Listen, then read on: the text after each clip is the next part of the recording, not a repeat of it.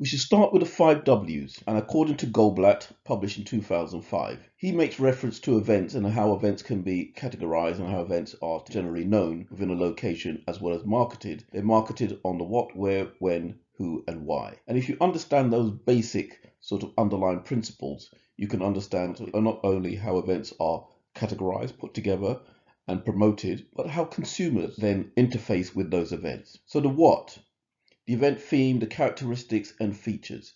This is absolutely important because understanding the characteristic and features of your event allows you, the event organizer, to not only categorize it, but also publicize it and publicize those characteristics in a way that they imbued directly to the consumer prior to them arriving at the event. Where? Location of the event or venue.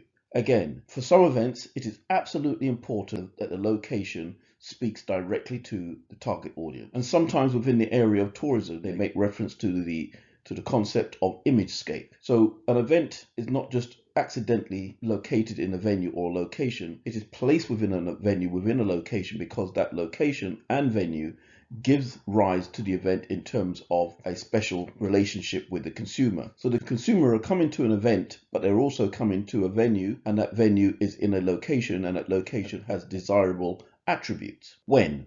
Duration, day, time, and season. Again, they play a major part in how an event can be accessed and how events can be fed into by suppliers, and also how events can be costed depending on the duration, the day, the time, and the season. So those aspects within an event organizer's armory is absolutely essential. Who?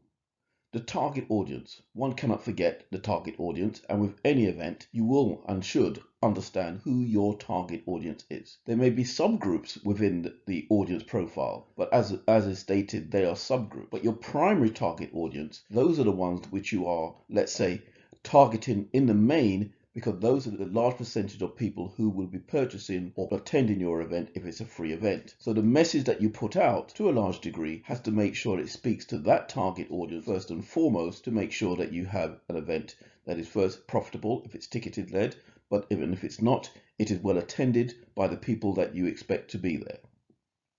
Why? Promoting a particular objective, sponsor, or political message. And again, events are not just known as an activity for fun and entertainment. Event organizers need to know that events, particularly in the postmodern world, as I mentioned earlier, events can sometimes have to carry what is known as a political message. Events within that domain means that event organizers got to be quite clear to ensure that the message that is put out doesn't infringe, doesn't impact negatively on any particular group or subgroup, and therefore no particular backlash could occur at the event or when the event is being delivered, or counterproductive demonstrations may occur at the event and therefore disrupt the message and disrupt the operation of the event. The objectives can come from a number of stakeholders, and stakeholders by their definition have a particular, let's say, strategy, be it to sponsor, be it a target audience, and be it the location, or be it even the venue. So one should be quite clear on the objectives that are linked directly to your event through stakeholders who are part and parcel of your event, and that's no different to sponsors.